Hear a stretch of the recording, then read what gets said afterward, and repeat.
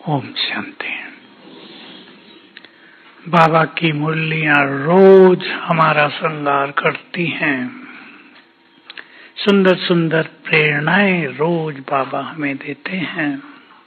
उन सब से आत्मा को गाइडेंस भी मिलती है और शक्तियां भी मिलती हैं। आज हम चर्चा करेंगे संडे की मुरली पर, शिवरात्रि पर। पहले तो मुझे बहुत खुशी हो रही थी। बाबा ने कहा आज बाबा उस बच्चे को भी बधाई देते हैं जिसने, बोलो किसको याद है?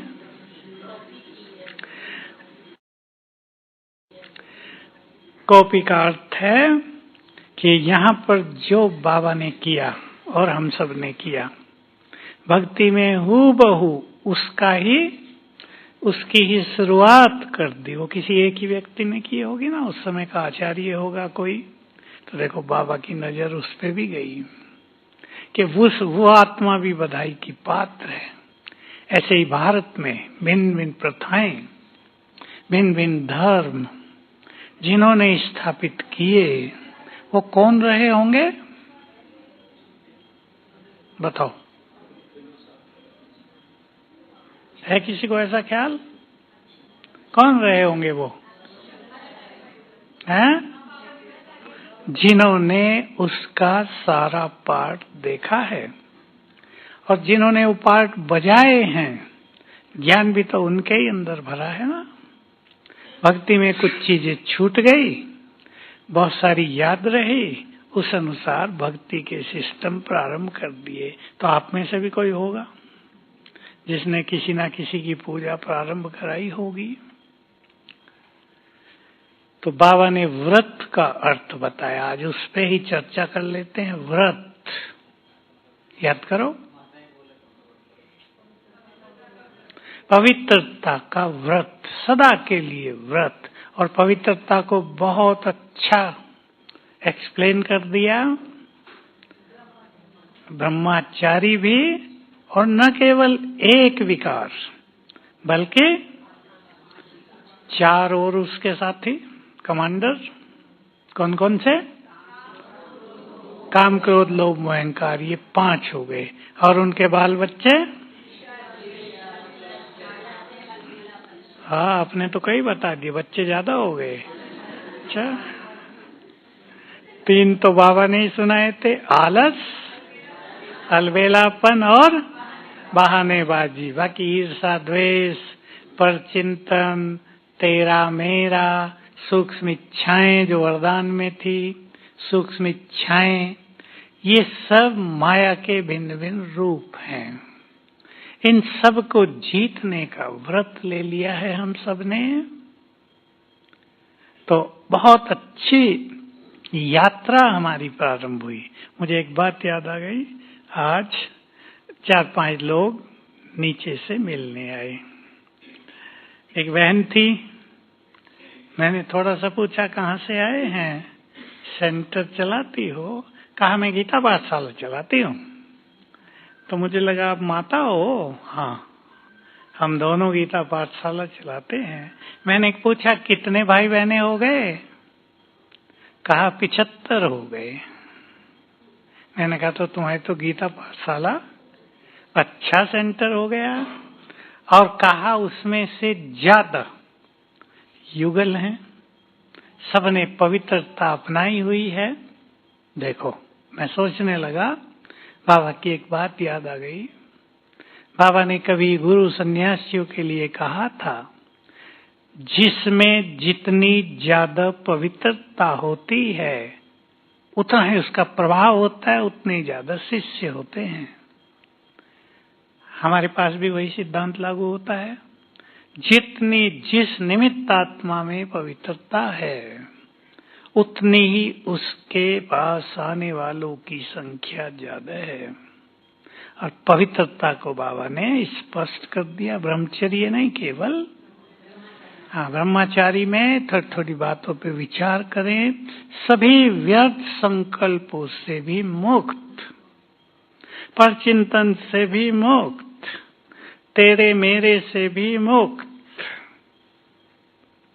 जो भी छोटे मोटे विकार मनुष्य को व्यर्थ संकल्पों में ले जाते हैं, खुशी छीनते हैं, स्थिति बिगाड़ते हैं, उन सब से मुक्त हो जाएं, ये है संपूर्ण पवित्रता। नहीं तो पवित्रता का तेज, जो पवित्रता का आकर्षण है, जो उसके वाइब्रेशंस दूर दूर तक फैलते हैं, वो फीके पड़ जाते हैं, आकर्षण नहीं रहता। तो उस माता की बात सुन के मुझे बहुत खुशी हुई। मुझे नहीं लगता था वो माता है, छोटी आयु थी, 40 साल से भी कम होगी, पर मुझे बहुत अच्छा लगा कि देखो इनकी स्थिति बहुत अच्छी है। 75 बहुत सारे युगल, इतने तो कई सेंटरों में भी नहीं है। तो कई बार दूर रहने वाले ज्यादा पुरुषार्थ कर लेते हैं। मैंने कई मिलिट्री वाले देखे, उनको ये लगन रहती है जो रोज मुरली सुनते हैं, जो बाबा की सेवाओं में रहते हैं, वो तो बहुत आगे निकल गए होंगे, हम ही पीछे रह गए। तो बहुत तेज पुरुषार्थ करते हैं, तो आगे रहते हैं। उन्हें पता नहीं होता कि वो आगे हैं, लेकिन पुरुषार्थ बहुत तेज कर लेते हैं। तो हमें पहले, मैं पीछे से चलता हूं, ईर्ष्या द्वेष से मुक्त होना है। ईर्ष्या मनुष्य को कब होती है भाई बताओ? जब किसी को आगे बढ़ता देखते हैं तो ईर्ष्या हो जाती है, ये हमसे पीछे आई, आगे निकल रही है, हमने ये किया, हमारा नाम नहीं हो रहा, इसका नाम हो रहा है। ये बड़ों के आगे पीछे नजदीक पहुंच गई, हम तो दूर ही रह गए 20 साल में भी। ईर्ष्या होने लगती है। कैसे इससे मुक्त होंगे? थोड़ा थोड़ा विचार करेंगे आज। कैसे मुक्त करेंगे अपने को इससे? हमें अपने बल पर बाबा की श्रीमत के द्वारा आगे बढ़ना है। न कोई किसी के समीप पहुंचकर आगे माना जाएगा, न किसी का नाम ज्यादा हो गया हो वो आगे माना जाएगा। आगे कौन होगा? जिसकी स्थिति श्रेष्ठ है। बाकी कुछ भी किसी के काम नहीं आता। हम देख रहे हैं, कितने सालों से हम देखते आए हैं, स्थिति और साथ में एक चीज और जिसपे बाबा ने बहुत ध्यान खिंचाया है, दुआएं। दुआएं भी मनुष्य के लिए खजाना है। जिसके पास ये खजाना ज्यादा है वो जल्दी ठीक हो जाते हैं। है माताओं के पास है? देती हैं या लेती हैं? देते भी हैं, लेते भी हैं। होशियार है माताएं बहुत। पहले देती हैं या लेती हैं? अच्छा, सबको दुआएं देंगे और दुआएं लेने के पात्र बनेंगे। दुआएं मांगी तो नहीं जाती ना। भक्ति में लोग मांगते हैं, भगवान से दुआ करो, खुदा से दुआ करो। यहाँ मांगना नहीं, कर्म ऐसे करें कि सबकी दुआएं मिलें। बाबा भी अपनी ओर से ही बहुत दुआएं दे। जो उसके दिल को जीत ले, बाबा कौन? मनुष्य नहीं, स्वयं भगवान। उसके दिल को जीत लें उसके कार्य करके, तो उसकी दुआओं के पात्र बन जाएंगे। बहुत ध्यान देना, जहां मनुष्य को धन काम नहीं आता, दुआएं काम आती हैं। अभी शाम को एक ग्रुप आया, वो भाई डॉक्टर, तो उसकी माँ या सास थी, काफी बुजुर्ग, कोमा में चली गई। कुछ हुआ, कोमा में चली गई। और ऐसा चमत्कारिक खेल हुआ कि 7 दिन में बाहर आ गई। लेकिन 7 दिन में हॉस्पिटल वालों ने 7 लाख ले लिए। एक दिन का 1 लाख। आजकल हॉस्पिटलों में क्या करते हैं कमाई के लिए? वेंटिलेटर पे रख देते हैं, जिंदा रखने के लिए। वो मर गया होगा व्यक्ति, लेकिन 1 लाख रोज मिलता है ना, तो वेंटिलेटर पे रखते हैं। श्वास तो थोड़ा दिखाते रहते, चल रहा, अभी जिंदा है, उम्मीद है जिंदा हो जाएगा। कहा जब 7 दिन हो गए और इसमें हलचल होने लगी, हम उसको घर ले आए। मिलिट्री हॉस्पिटल में रखा और ठीक हो ही चुकी थी। दुआएं बहुत काम करती हैं या नहीं? सबको अनुभव करना है कि चाहे विघ्नों की बात हो, चाहे बीमारियों की बात हो, चाहे कहीं सफलता मिलने और न मिलने की बात हो, दुआओं का बहुत बड़ा महत्व है हर जगह। तो हम ईर्ष्या रख के क्या करेंगे? किससे नफरत करके क्या करेंगे? भगवान ने हमसे कितना प्यार किया है, हमें अपने पास बुला लिया। उसकी शक्तियों के बिना हम यहाँ आते? सबको अनुभव है, बाबा ने खींचा है। असली प्यार भगवान का हम सब देख चुके हैं, कैसे उसने एक एक आत्मा को खींचा, अपनी सेवाओं के योग्य बनाया। बाबा एक बहुत बड़ी बात परसों मुरली में कह रहे थे, जो हमारे पुरुषार्थ के लिए बहुत गहरी है। तुम अकेले नहीं हो, तुम्हारे साथ नहीं कुछ और। मुझे पता था आप यही उत्तर देंगे, बाबा साथ है। तुम्हारे पीछे तुम्हारी रॉयल प्रजा, तुम्हारी रॉयल फैमिली, तुम्हारे द्वापुर से होने वाले भक्त सब तुम्हारे पीछे हैं, तुम्हारी स्थिति को फॉलो करते हैं वो। और आगे सोचें, हमारे एक एक संकल्प का असर उन सब तक जाता है। हम यहाँ तपस्या करते हैं, जिसकी जितनी अच्छी तपस्या होगी, सभी भाई बहनें ध्यान से सुनेंगे, उस तपस्या का प्रभाव, उस तपस्या का बल आपके पूरे परिवार को प्राप्त होगा। बल्कि और भी जो समीप के लोग हैं, जो आपसे जुड़े हुए हैं, उन तक उसका प्रभाव पहुंचेगा। आपके पुण्यों का प्रभाव उन सब तक चला जाएगा। प्योरिटी का प्रभाव उन सब तक चला जाएगा। इसलिए हर एक ध्यान रखे, हम अकेले नहीं हैं, हमारे पीछे एक लंबी दुनिया है या नहीं?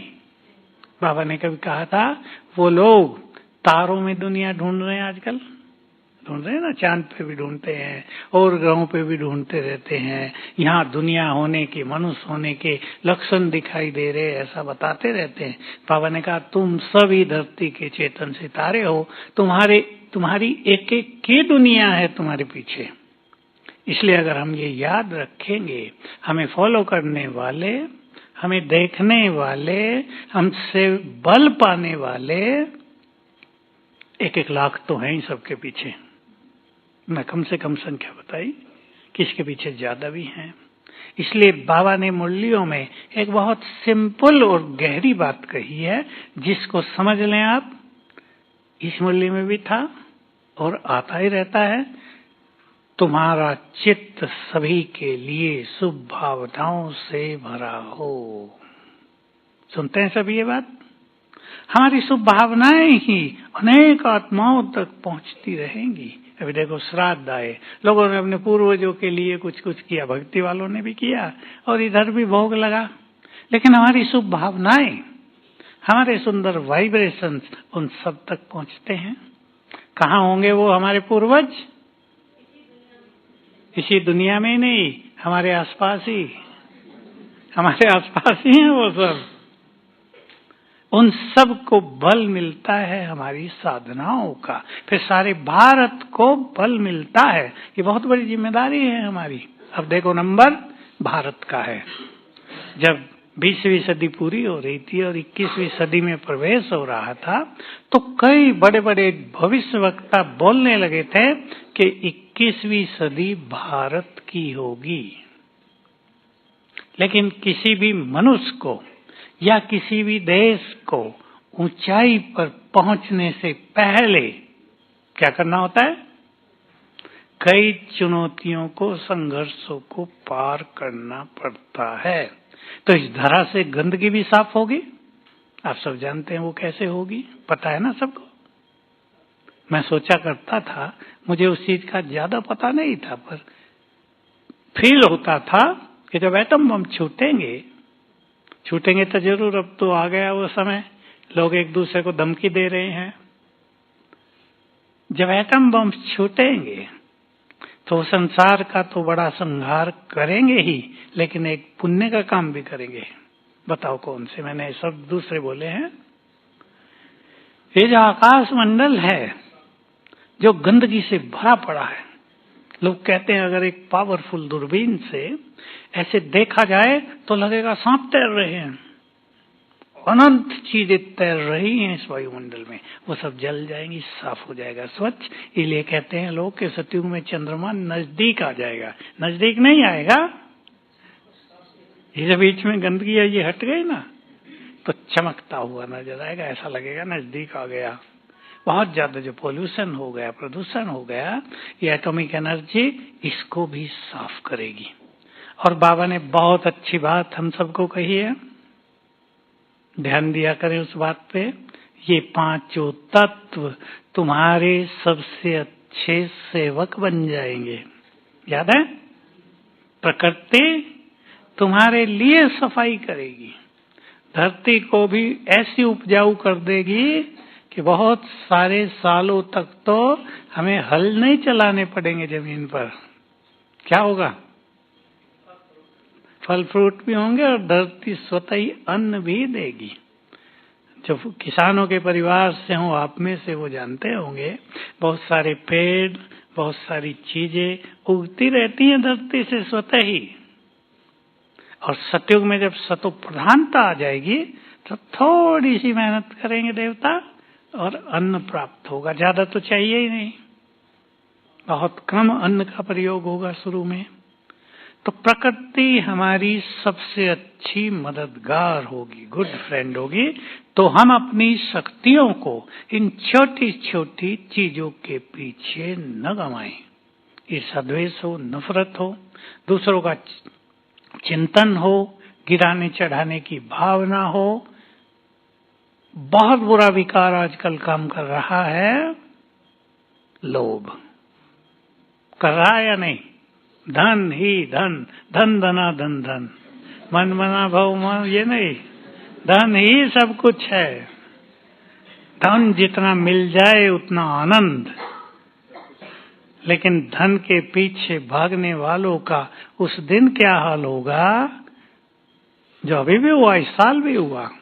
बारिश ने करके दिखाया, भूकंपों ने करके दिखाया कि सबसे ज्यादा कष्ट धनवानों को हो गया। बता रहे थे कि सबको जो झोंपड़ियों में गवर्नमेंट बना देती है ना टेंट, उसमें रखा, गरीब भी साथ, साहूकार भी साथ, सभी को भोजन भी एक सा मिल रहा, जो थोड़ा बहुत मिलता था, कोई भेदभाव नहीं। तो गरीब तो खुश हो जाएंगे, एक बार भोजन मिला, आनंद हो गया, और साहूकार दुखी होते रहेंगे, भगवान को गाली देते रहेंगे, तुमने क्या कर दिया हमारे साथ। इसलिए जिन्हें भगवान मिला हो, चिंतन करें अपने से। सबसे बड़ी संपदा कौन है? स्वयं बाबा, भाग्य विधाता। जिन्हें वो मिल गया हो, अगर वो धन दौलत के पीछे अनमोल समय को बिताते हैं तो ये उनकी सबसे बड़ी भूल मानी जाएगी। क्योंकि अब वो समय है, ये धन दौलत नहीं, पुण्य कर्म, दुआएं और बाबा। जिसके साथ तीनों होंगे वो तो रहेंगे सुरक्षित, बाकी को घर बैठे भी बहुत कष्ट होगा। जैसे कोरोना में देखा ना, घर में थे लेकिन जेल बन गई थी घर बहुतों के लिए। कितने कष्ट हुए लोगों को, उन कष्टों की तो चर्चा ही नहीं, चर्चा तो उनकी आती थी, वे इतने मर गए। लेकिन जो कष्ट हो रहे थे कि दवाई लेने के लिए बाहर जा नहीं सकते, बच्चा बहुत बीमार है, क्या करें, था ना। और घरों में जो माताएं खुद डॉक्टर बन गई हैं, बनी है माताएं डॉक्टर, किचन आपका दवाखाना।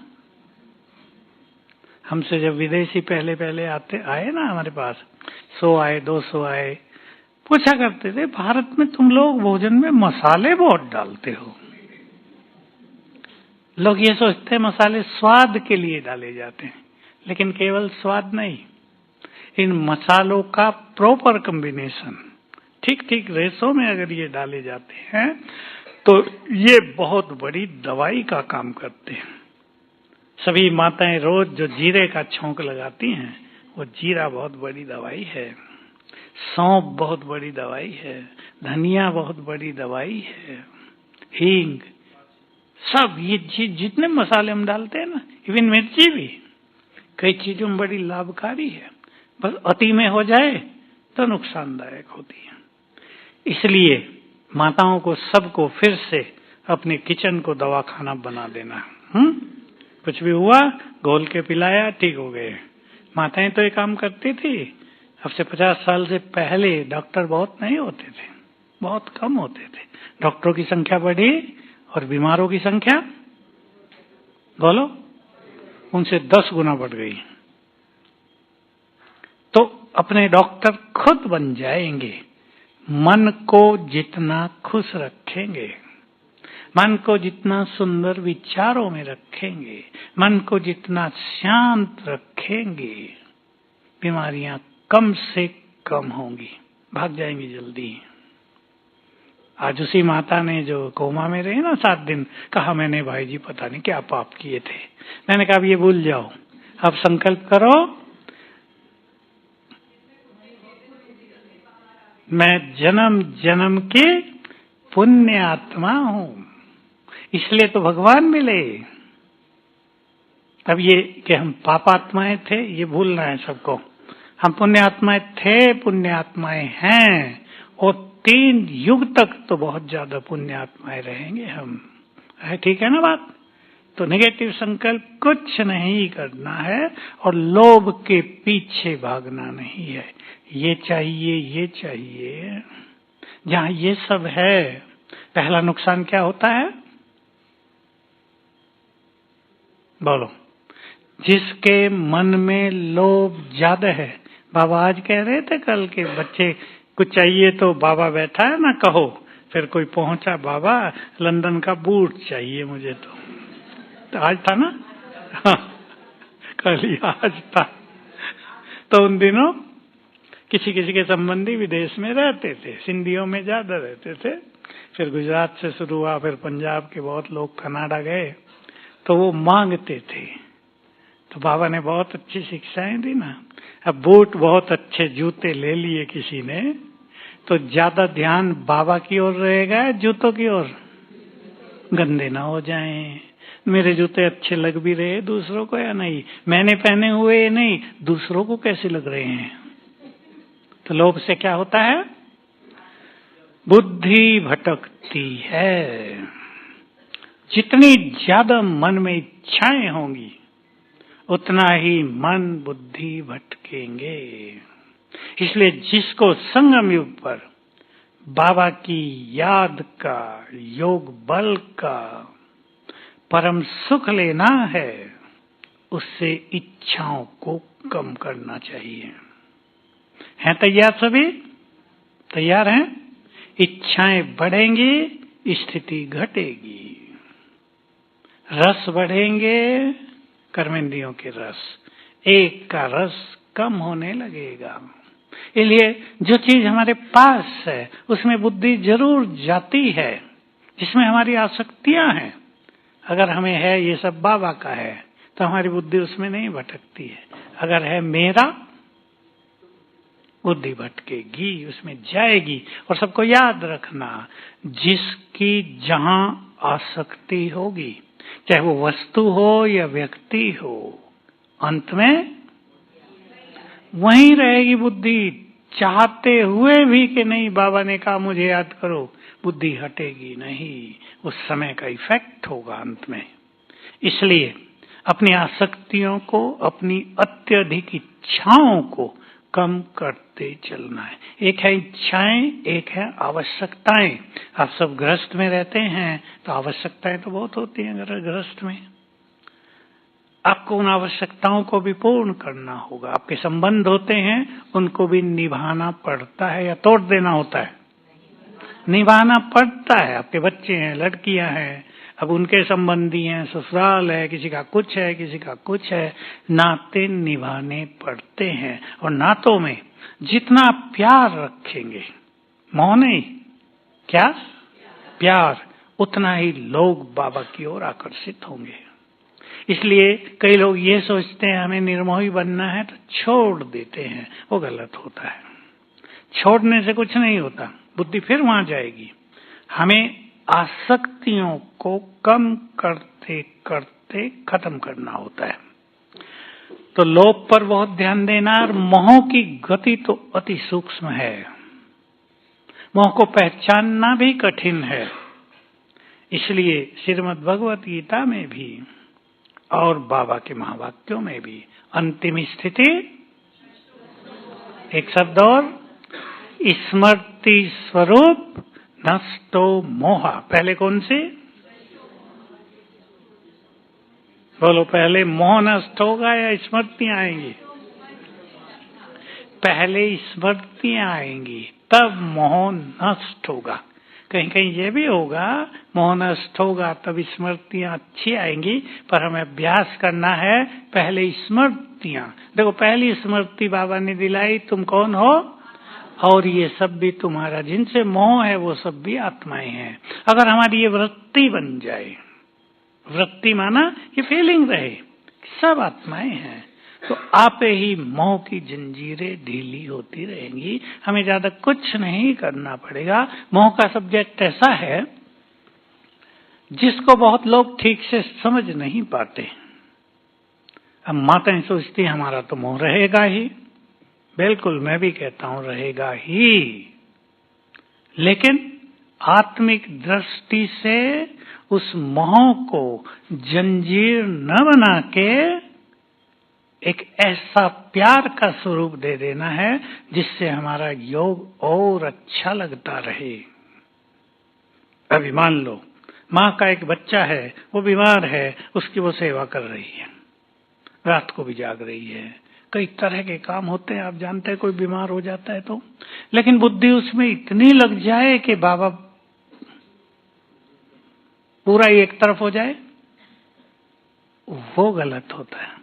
अगर उस स्थिति में हम बाबा को, चलो हमारा पावरफुल योग न भी हो, पर बाबा का आह्वान करेंगे, ये स्मृति रखेंगे कि बाबा मेरे साथ है, तो उस बीमारी में बहुत मदद मिलेगी। ये सबको ध्यान रखना। तो अपने मोह की जंजीरों को, अपनी आसक्तियों को ढीला करते चलना है, और एक ही शब्द इसके लिए काफी रहेगा, मेरा,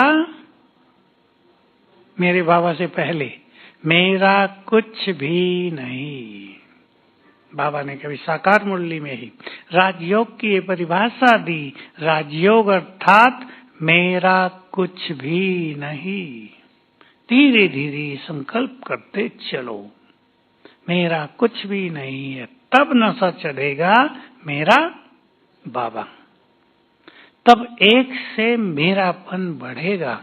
ये केवल कहने के शब्द नहीं है मेरा बाबा, अपनापन बढ़ जाए उससे, जिसे आज तक भगवान कहते आए, जिसकी ओर प्यासी नजरों से देखते आए, जिसे बुलाते रहे, पुकारते रहे, वो मेरा है।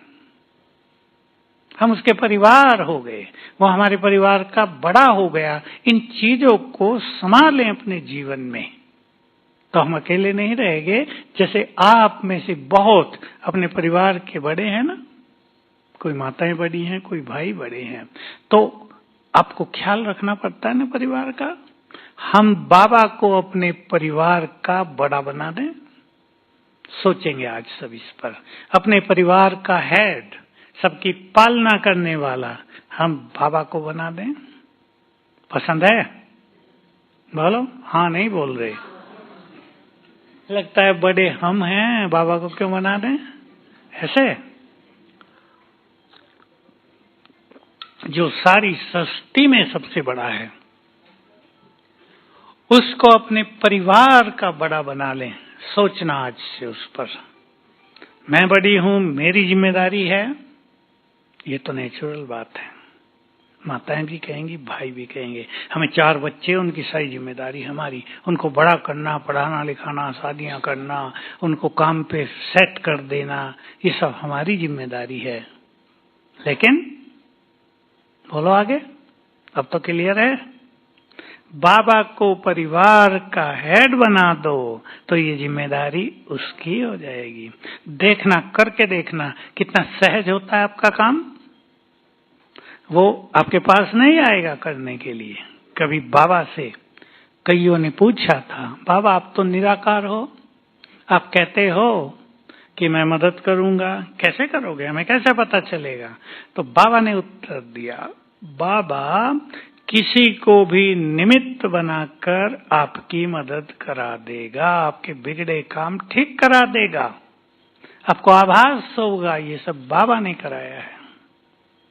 तो पसंद है आज से आपके परिवार का हेड कौन? वाह, भाइयों ने बोला ही नहीं। कौन? भाइयों को चिंता रहती है, इतना कमा लूं, ये कर दूं, वो कर दूं। बाबा को बना दो जरा, फिर देखो जीवन का आनंद, जीवन की यात्रा का सुख, निश्चिंतता कैसी है और क्या क्या करता है बाबा हमारे लिए, उसको फिर साक्षी होके देखना। बहुत बड़ी चीज है अपने चित्त को शांत करना, अर्थात क्रोध से मुक्त होना। बहुतों ने क्रोध बहुत छोड़ दिया होगा। कल हम नीचे थे क्लास में, बहुत माताएं थी ना, 5000 के लगभग। मैंने हाथ उठवाया, किस किस ने क्रोध बहुत छोड़ दिया। बड़ी खुशी की बात थी, कम से कम 70% माताओं ने हाथ उठा दिया। बहुत खुशी की बात है। चलो पूरा नहीं, 60% छोड़ दिया। जो पहले क्रोध की अग्नि जलती थी वो बुझा दी, अंदर में थोड़ा बहुत रहा वो तो ठीक हो जाएगा पुरुषार्थ से। तो हमें क्रोध पे बहुत ध्यान देना, क्योंकि एक बार अगर एक दिन में क्रोध आ जाता है, चाहे वो अंदर ही आए, जिसको सीधी भाषा में कहते हैं अंदर जलते रहना, भूनते रहना, तो जलेगा अंदर तो क्या क्या जल जाएगा? शांति भी जलेगी, खुशी भी जलेगी, सबके प्रति प्रेम भी जल जाएगा, नफरत पैदा हो जाएगी, शक्तियां भी जलेंगी। तो संकल्प कर लो, सच्चा ज्ञानी वही है जो चित्त को शांत कर दे। बातें बहुत आती हैं, चाहे परिवारों में हो, चाहे कोई संगठन में हो, बातें तो आएंगी। हिंदी में कहावत है, किसी घर में झगड़ते थे ना, हम छोटे थे तो किसी घर में झगड़ते थे ना, तो जो बड़े होते थे वो कहते थे, अरे भाई जिस घर में बर्तन होंगे थोड़े तो टकराएंगे ही ना, आवाज करेंगे। चलो खुशी देने के लिए, हल्का करने के लिए ये बात कहते थे, लेकिन हमारे बर्तन टकराए ही नहीं।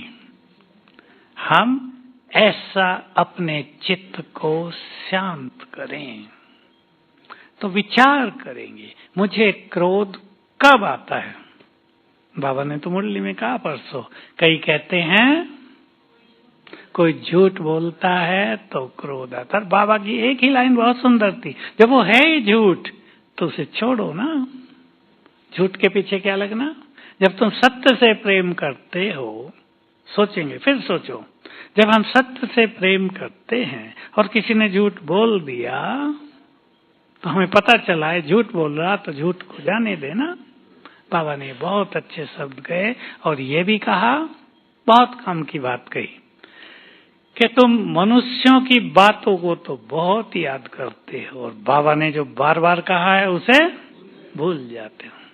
गुस्से में किसने क्या कह दिया, बाबा ने कहा था कभी तो 6 मास तक याद रहता है, ये बोला था इसने मुझे। और कईयों के चित्त में इतना समा जाता है कि जिंदगी भर याद रखते हैं, इसने ये बोला था। निकालना है उसको। क्या करेंगे गंदगी मन में रख के, या फायदा होगा? वो तो ऐसे ही होगा, चूहा मर गया हो और घर में ही रख लिया हो, बदबू फैलती जाएगी ना रोज। क्या करेंगे? आप अपने डस्टबिन को भी तो दिन में 2 बार साफ कर देती होगी ना, बाहर कूड़ा फेंक के। आजकल तो प्लास्टिक की थैली आ गई, पहले विदेशों में होती थी, भारत में भी काली काली थैली रखती होंगी माताएं, काली नीली, उसको उठाया बाहर रख दिया। तो बुद्धि में भी गंदगी को रखकर क्या करेंगे? और इसका सहज समाधान है, जो बाबा ने कहा उसको याद करते रहें। मनुष्य ने जो कहा वो स्वतः ही भूल जाएगा। कभी कभी अपने प्रियजन जब गलत बात कह देते हैं, देखो सबसे भारी पड़ता है अपना कोई प्रिय व्यक्ति गलत बोले, वो नहीं भूलता। और माताओं को खास माताओं की बड़ी समस्या क्या होती है पता? सबको पता है, मैं बस बता देता हूँ। पता आप सबको है। आपने जिन बच्चों की प्यार से पालना की, कई माताओं ने तो मजदूरी कर करके दूसरों के घरों में झाड़ू पोछा लगा के अपने बच्चों को पढ़ाया लिखाया, शादी करा दी, बहू आई, अब आगे आपकी कहानी जानते हो आप सभी। तो माँ का दिल टूट जाता है। इसमें अपने को संभालना है कि बहुत माताओं के साथ हो रहा है आजकल। अब बच्चों से बहुत प्यार होता ही उनके लिए जीवन लगा दिया, ऐसा तो कोई नहीं कह सकता कि प्यार न होगा। लेकिन जब दूसरी आई घर में तो उसको लगता है माँ से क्यों प्यार करता है, मेरे को छोड़ के। इससे बाहर निकल जाए हमारी माताएं बहनें, और घर में ऐसा माहौल आप सब बनाएं कि सब सबको चाहें, सब सबको प्यार की नजर से देखें। ठीक है, पसंद है? और मैं हमेशा कहता हूं, जिस देश की माताएं महान वो देश सबसे महान। जिस घर में माताएं बहुत ऊंचे विचारों की वो घर सदा स्वर्ग के समान। इसलिए अपने विचारों को बहुत ऊंचा रखेंगे, जो बाबा की मुरलियों से रोज हमें मिलता है। और बाबा की मुरली में आजकल विधाता की बात बहुत आ रही है, ध्यान दिया होगा आपने। भक्ति में विधाता कहीं ब्रह्मा को कहते हैं, कहीं सीधे भगवान को कहते हैं विधाता। बाबा हमें विधाता बना रहे हैं कि जो अलौकिक खजाने हैं ये तुम सबको दो। यह है विधाता की स्थिति। दाता और कुछ कुछ देना, ज्ञान देना, लेकिन विधाता सर्व ईश्वरीय खजाने दूसरों को देना, और उसमें भी सबके दुख हरने वाले, सबको बल देने वाले, शक्तियां देने वाले, ऐसे हम सबको बनना है। तो क्रोध की अग्नि में अपनी शक्तियों को जलने नहीं देंगे, ना अंदर भुनते रहें, दूसरों को देख देख के शांत करें। इसके लिए सभी को अब समय अनुसार साक्षी भाव का बहुत अभ्यास करना है। जो खेल चल रहा है संसार में भी, जो चल रहा है और जो चलेगा अगले 5 सालों में, यही तो होना है। या सोचते हैं अंधेरा जाए नहीं, दिन क्यों आए? सोचेगा कोई ऐसा? ये चक्र देखो चलता ही रहता है ना, अनंत काल से चल रहा है, दिन रात, रात दिन, दिन रात। इसको कोई रोक सकता है? तो अब अंधकार है संसार में, कलयुग की रात्रि है, इसके समाप्त होने के दिन तो आ गए ना। अगले 5 साल न जाने क्या क्या लेकर आ रहे हैं। 2025 ने क्या क्या सीन दिखा दिए। जिनके पास हो गए उनको पता ना कितना भयानक विनाश करके गए हैं। साक्षी भाव, सभी चिंतन करना। अब बहुत सारा खेल जो आपके आसपास भी चलता है, जो आपके परिवारों में भी चलता है, उसको साक्षी होके देखना है, और साथ साथ दूसरा शब्द बोलो, सकाश देनी है अपने परिवारों को भी। तो आपके परिवार निर्विघ्न रहे, वहां बहुत शांति रहे। आजकल शांति से ज्यादा पहले जरूरत है प्रेम की। धन से प्रेम नहीं, अपनों से प्रेम। धन का प्रेम तो सब कुछ बिगाड़ रहा है आजकल, रिश्ते नातों में जहर घोल रहा है। तो आप सभी साक्षी होकर सकाश देंगे और इन सभी विकारों पर, अहम पर विजय पाएंगे, तो बाबा का नाम रोशन होगा। ओम शांति।